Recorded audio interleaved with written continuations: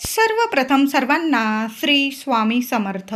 स्वामी महाराजांच्या कृपेने तुमच्या सर्व चांगल्या इच्छा पूर्ण होत ही स्वामींचरणी प्रार्थना करते आणि आजच्या व्हिडिओला सुरुवात करते. उद्या 6 मार्च 2026 शुक्रवार दिवशी मराठी वर्षातील ही शेवटची संकष्ट चतुर्थी आलेली आहे. बघा, आपलं गुढीपाडव्याला नवीन वर्षाची सुरुवात होणार आहे. तर ही संकष्ट चतुर्थी मराठी वर्षाची ही शेवटची संकष्ट चतुर्थी आहे. काही उपाय सेवा आवर्जून करायच्या आहे. जरी आपलं कॅलेंडरनुसार नवीन वर्ष सुरू झालेलं आहे, मार्च महिना सुरू आहे, तरी पण आपलं मराठी वर्ष हिंदू नववर्षाची सुरुवात ही गुढीपाडव्यापासून होत असते. तर उद्या 6 तारखेला संकष्ट चतुर्थी आलेली आहे. तर उद्या सेवा जरूर करायची आहे. लवकर उठा महिलांनो, दादांनो. संकष्ट चतुर्थी आहे आणि उद्या शुक्रवारसुद्धा आलेला आहे. श्री गणेश पूजनाबरोबर माता लक्ष्मी नारायणांची सुद्धा सेवा होणार आहे. सुंदर सोन्यासारखा दिवस आहे. काही शुभ कामं करायचे असतील, उद्याचा दिवस छान आहे. संपूर्ण दिवसभरात तुम्ही शुभ गोष्टी करू शकतात. म्हणजे नवीन काही व्यवहार करायचे असतील, घरदार, काही गाडी वगैरे घ्यायची असेल, सोनं नाणं, तुम्हाला ज्या शुभ गोष्टींची सुरुवात करायची असेल, लग्न कार्याची बोलणी वगैरे, अतिशय छान मुहूर्त आहे. दिवसभर छानच दिवस आहे उद्या. तर उद्या लवकर उठायचं आहे. आंघोळीच्या पाण्यात किमान 5-5 दुर्वा आणि चिमूटभर हळद टाकून आंघोळ करा. जे काही शारीरिक मानसिक त्रास असतील ते संपूर्ण नष्ट होईल. कुणी विनाकारण शत्रू त्रास देत असेल, तिथंच संपून जाईल त्याचं शत्रुत्व आणि तुमचा तो मित्र बनेल. तर उद्या सुंदर उपाय आहे हा. 5-5 किमान 5-5 दुर्वा टाका. लहान लेकरांपासून मोठ्या व्यक्तींपर्यंत हा उपाय करू शकता. आणि उद्या शुक्रवारसुद्धा आहे. महिलांनो, हळदसुद्धा टाका. माझ्या दादांनी हळद टाकली चालेल. हळद आणि थोड्याशा दुर्वा टाकून आंघोळ करायची आहे. सोन्यासारखे अनुभव येतील तुम्हाला. आंघोळीनंतर गणपती बाप्पांची मूर्ती, असं घरच नाही, देवघरच नाही की जिथं गणपती बाप्पांची मूर्ती नाही. मूर्ती छान ताम्हणात घ्यायची आहे. बाप्पाला दुधाने, गाईचं दूध येत असेल, पुडीचं जरी येत असेल, तापवण्याच्या आधी एका वाटीत थोडंसं महिलांनो काढून घ्या आणि ओम गण गणपते नमः, ओम गण गणपते नमः, मंगलमूर्ते विघ्नहरा दुरितनाशका कृपा करा. तुम्हाला जो गणपती बाप्पांचा मंत्र आवडतो ना, तो मंत्र जपा किंवा अथर्व शीर्षाचं पठण करा. गणपती स्तोत्राचं, संकटनाशक गणपती स्तोत्राचं पठण करा आणि गणपती बाप्पाला अभिषेक करायचा आहे. आधी स्वच्छ पाण्याने अभिषेक करा, नंतर दुधाने किंवा पंचामृत तयार करत असाल, दूध, दही, मध, साखर, तूप, तर छान असं ताज्या वस्तू घ्यायच्या आहे या 5ही आणि पंचामृत तयार करा आणि गणपती बाप्पाला अभिषेक करायचा आहे. देवघरात जेवढे देव असतील ना, प्रथम गणपती बाप्पाला अभिषेक करा, नंतर देवांना अभिषेक करायचा आहे. माता लक्ष्मीची मूर्ती असेल तर मूर्तीवर सुद्धा दुधाने किंवा पंचामृताने अभिषेक करायचा आहे. छान असं देवघरात थोड्या तांदळाची रास करायची आहे. अख्खे तांदूळ घ्या, मूठभर घेतले तरीही चालेल. दुसऱ्या दिवशी ते तांदूळ तुम्ही तुमच्या मुख्य डब्यात टाकू शकता किंवा त्याची खीर जरी केली आणि देवांना नैवेद्य दाखवला ना, सुंदर अनुभव येतात. घरात सगळं काही गोड व्हायला सुरुवात होतं. म्हणून अशा शुभ तिथींना देवघरात देवांची स्थापना आपण करतो ना, थोडे तांदूळ ठेवावे आणि त्यावर देवांच्या मूर्ती स्थापन कराव्या. गणपती बाप्पाला हळदी, अष्टगंध अर्पण करायचं आहे. कधी पण कोरडं नंतर अर्पण करायचं. प्रथम गणपती बाप्पांना अभिषेक करून घेतल्यानंतर कुंकू, हळद ओलं करायचं, अष्टगंध ओलं करायचं आणि गणपती बाप्पांना तिलक करायचं आहे. छान पूजा करायची आहे. हळदी, कुंकू, अक्षता, 21 दुर्वांची जुडी 21 दुर्वांची जुडी उद्या सर्वांनी प्रत्येकाने अर्पण करायची आहे. लहान मुलांना सुद्धा, म्हणजे कळते वळते मुलं असतील त्यांना सुद्धा बसवा आणि बाप्पासाठी ही सेवा करायला सांगा. जशा काढतील दुर्वा तशा, पण मुलांना सुद्धा आत्तापासून आपण सांगितलं ना, बरोबर मुलंसुद्धा स्वतःची दुर्वांची जुडी आपोआप तयार करायला लागतात आणि मग नेहमी त्यांना सवय लागते की प्रत्येक संकष्ट चतुर्थीला ते स्वतः बसतात, दुर्वा काढतात आणि दुर्वांची जुडी तोडकी मोडकी जशी सेवा होईल मुलांकडून तशी करून घ्यायचं आहे. कायम बाप्पा इतका कायम पाठीशी उभा राहतो की कुठलं संकट आपल्या लेकरा बाळांवर येऊ देत नाही. वरच्या वर संकट दूर करत राहतो. बुद्धीचे देवता आहे गणपती बाप्पा. रिद्धी सिद्धी बुद्धीचे देवता आहे. शिक्षण असो, नोकरी असो, मुलाबाळांची इतकी प्रगती होते, तुम्हाला वाटत असेल की काही ना काही अडचणी येत आहे, पण यातूनच गणपती बाप्पा स्वतः मार्ग काढतील आणि तुम्हाला ज्या इच्छा आहे तिथपर्यंत तुम्हाला नक्कीच पोहोचवतील. म्हणून उद्या सुंदर सेवा करा. गणपती बाप्पांना ज्यांचे लग्न कार्य झालेलं आहे ना, त्यांनी दुर्वांची जुडी अशीच अर्पण करू नका. तर महिलांनो, दादांनो, उजव्या हातात दुर्वांची जुडी घ्यावी. प्रथम गणपती बाप्पांच्या चरणाशी हळदी कुंकू अर्पण करावं. सुवासिनी महिलांनी तरी ही सेवा जरूर करत जा. महिलांनो, प्रथम गणपती बाप्पांच्या चरणी हळदी कुंकू अर्पण करावं, स्वतःच्या कपाळी लावावं आणि थोडंसं दुर्वांच्या जुडीला मागील देठाला थोडंसं हळदी कुंकू लावावं. उजव्या हातात दुर्वांची जुडी घ्यावी. तुमच्याविषयी, मुलांविषयी, पतीविषयी, कुटुंबातील इतर सदस्यांविषयी तुम्हाला ज्या अडीअडचणी असतील, समस्या असतील, बाप्पाला बोला, तुमच्या इच्छा सांगा. कुठलीच आई खाली हात राहत नाही. संकष्ट चतुर्थी आहे. हे गौरीपुत्र श्री गणेशा, हे पार्वती नंदना, माझी इच्छा पूर्ण करा. फक्त एवढं बोलून गणपती बाप्पांच्या चरणी 21 दुर्वा अर्पण करून तर बघा. नाही तुमच्या इच्छा पूर्ण झाल्या तर मला बोला. सर्वांनी ही सेवा जरूर करा. ज्यांच्या लग्न कार्यात अडचणी येतात त्या मुलाने किंवा मुलीने गणपती बाप्पांच्या चरणी थोडीशी हळद अर्पण करावी, स्वतःच्या कपाळी लावावी आणि दुर्वांच्या जुडीला मागील देठाला बाजूला थोडीशी हळद अर्पण करावी. उजव्या हातात ती दुर्वांची जुडी घ्यावी. तुमच्या मनातील इच्छा, मला योग्य वर वधू मिळू दे, माझा सुखाचा संसार होऊ दे, असं बोलून मी फक्त उदाहरण सांगितलेलं आहे. तुमच्या इच्छा तुम्हाला बोलायच्या आहे आणि मग दुर्वांची जुडी अर्पण करायची आहे. सोन्यासारखे अनुभव येतील. लवकरात लवकर तुमचं लग्न कार्य जुळून येईल. शुभ कार्य तुमच्या घरात घडून येतील आणि सगळं काही शुभ तुमच्या मनासारखंच घडून येईल. गणपती बाप्पांची सेवा जरूर करा. उद्या बाप्पाला एक का होईना जास्वंदाचं लाल फूल जरूर अर्पण करायचं आहे. एखादं तुम्हाला जर मिळालं तर शमीपत्र गणपती बाप्पांना जरूर अर्पण करा. जास्त मिळाली तर जरूर अर्पण करा. सकाळी करा, संध्याकाळी करा, अगदी चंद्रोदयापर्यंत. रात्री 9:19 संकष्ट चतुर्थीचा, फाल्गुन संकष्ट चतुर्थीचा चंद्रोदय आलेला आहे. त्यावेळी जरी तुम्ही एक शमीचं पत्र अर्पण केलं आणि त्यावर हळदी कुंकू अर्पण करून दुर्वा अर्पण केल्यानं तर खरंच सांगते, खूप सोन्यासारखे अनुभव येतील. कितीही अडचणीत असाल, त्रासात असाल, संकटात असाल, चिंतेत असाल, सर्व चिंतामुक्त होणार आहात तुम्ही. चिंतामणी आहे गणपती बाप्पा, सर्व चिंतेतून मुक्त करतील तुम्हाला. म्हणून शमीपत्र, उद्या जर शमीपत्र मिळालं बघा, फुलवाल्या दादांकडून मागून घ्या, विकत घ्यावं लागलं घ्या, पण उद्या शमीपत्र गणपती बाप्पांना जरूर अर्पण करा. महिलांनो, सकाळी सुद्धा गणपती बाप्पाला गूळ खोबऱ्याचा नैवेद्य दाखवायचा आहे. छोटीशी खोबऱ्याची, सुक्या खोबऱ्याची वाटी घ्या, त्यात थोडासा गूळ भरायचा आहे.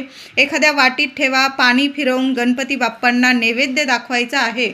आणि त्याच खोबऱ्याचे, गूळ खोबऱ्याचे तुम्ही संध्याकाळी मोदक जरी बनवले ना तरीही चालेल, किंवा तो गूळ खोबऱ्याचा नैवेद्य तुम्ही घरामध्ये सर्वांनी खाऊन प्रसाद म्हणून खाल्ला चालेल. पण जेव्हा गणपती बाप्पांना तुम्ही मोदकांचा नैवेद्य दाखवाल, लाडूचा, पेढ्यांचा किंवा गूळ खोबऱ्याचा, त्यावर किमान 5 दुर्वा का होईना जरूर ठेवा. जसं आपण भगवान श्री हरी विष्णूंची सेवा करतो, नैवेद्य दाखवतो, त्यावर एक का होईना तुळशी पत्र ठेवतो, त्याचप्रमाणे गणपती बाप्पांना जेव्हा नैवेद्य दाखवाल ना, किमान 5 दुर्वा का होईना जरूर ठेवा. नाही एवढ्या 2 दुर्वा तर ठेवा आणि मग गणपती बाप्पाला नैवेद्य दाखवा. बघा, सगळं काही गोड होईल. गणपती बाप्पा आहे, साध्या सेवेने इतके प्रसन्न होतात आणि आपल्या लेकरांची झोळी भरभरून देतात. म्हणून ही सेवा जरूर करायची आहे. उद्या शुक्रवार सुद्धा आलेला आहे. महिलांनो, घरदार स्वच्छ करा. मुख्य उंबरठ्यावर सुद्धा स्वच्छ उंबरठा पुसून घ्या. हळदीचं लेपन करा. दार पुसायचं असेल, मुख्य दार पुसून घ्या. हळदी कुंकू ओलं करून छान असं स्वस्तिक काढा. आंब्याची डहाळी लावायची असेल दारावर, शुभ दिवस आहे. छान सर्व जे करता येईल ना ते जरूर करा या सेवा.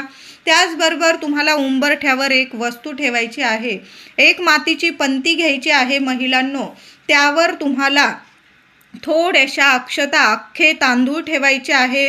त्यावर एखादा सुक्या खोबऱ्याचा लहानसा तुकडा ठेवायचा आहे. तांदूळ ठेवा, त्यावर सुक्या खोबऱ्याचा तुकडा ठेवायचा आहे.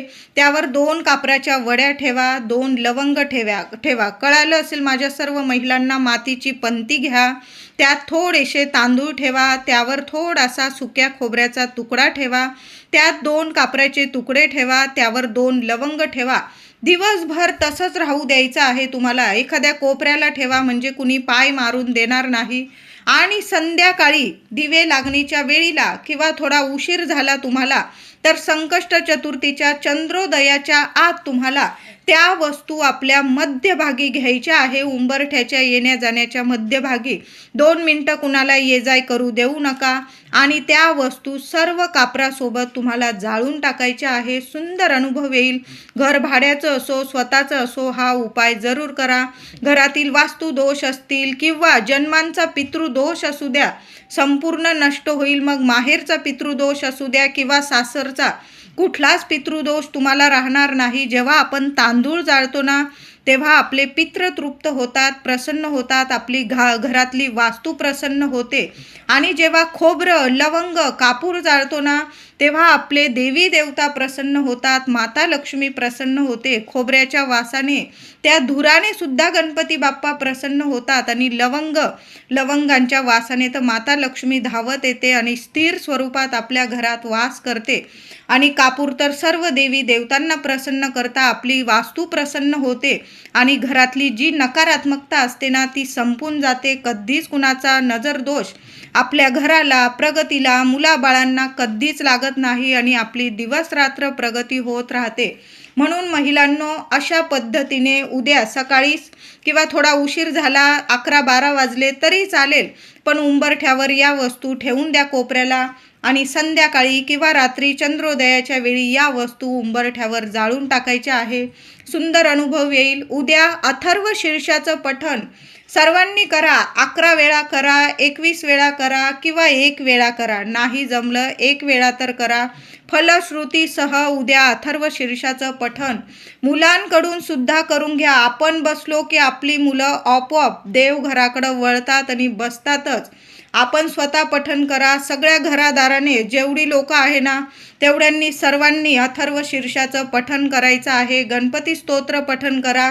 सर्वांनी मिळून दोन्ही टायमाला झालं तर गणपती बाप्पांची आरती करा. नाही जमलं संध्याकाळी तर करा. संध्याकाळी गणपती बाप्पांची कापूर आरती करा, माता लक्ष्मीची आरती करा, तुमच्या कुलस्वामिनीची आरती करा, स्वामींची करा. तुम्हाला जेवढ्या आरत्या करायच्या ना कापूर आरती करा. त्याबरोबर सुद्धा 2 लवंग जाळा. संपूर्ण घरात त्या वस्तू जाळत म्हणजे तो धूप पसरवायचा आहे. प्रथम देवांना दाखवा आणि मग सगळ्या घरात पसरवायचा आहे. संडास बाथरूम सोडून सर्व ठिकाणी तो कापूर धूप पसरवायचा आहे. खूप सुंदर अनुभव येतात. घरातलं वातावरण इतकं सकारात्मक पवित्र बनतं की आपल्या घरातच आपल्याला इतकं पॉझिटिव्ह वाटायला लागतं की खूप खूप प्रगती व्हायला सुरुवात होते. म्हणून अशा पद्धतीने उद्या सेवा झालीच पाहिजे. उद्या महिलांनो मुख्य दाराशी सुद्धा एक संध्याकाळी दिवा लावायचा आहे. तुम्ही चौमुखी दिवा लावू शकता किंवा एकमुखी दिवा लावला चालेल. मातीची पंती जरी घेतली ना चालेल. तुपाचा लावा, तेलाचा लावा, नियम नाही. पण आपल्या त्या दिव्यात तुम्हाला एक वस्तू टाकायची आहे. 1 कापराचा तुकडा टाकायचा आहे. 2 लवंग टाकायचे आहे. दिव्याखाली काहीतरी आसन द्या. एखादा पुठ्ठा किंवा ताटली जरी ठेवली चालेल. दिव्याची हळद कुंकू वाहून पूजा करा. उंबरठ्याला हात लावायचे आहे तुम्हाला आणि माता लक्ष्मीला तुमच्या मनातील इच्छा सांगायची आहे. हे माता महालक्ष्मी, माझ्या घरातलं दुःख, दारिद्र्य, अडचणी दूर कर. माझ्या घरात स्थिर स्वरूपात वास कर. माझ्या घरातलं जे जन्मांचं गरिबी, दारिद्र्य असेल ते निवारण कर. आणि तुझा अखंड आशीर्वाद, हे अष्टरूपी महालक्ष्मी माता, तुझा अखंड आशीर्वाद माझ्यावर, माझ्या कुटुंबावर, माझ्या घरादारावर कायमस्वरूपी राहू दे.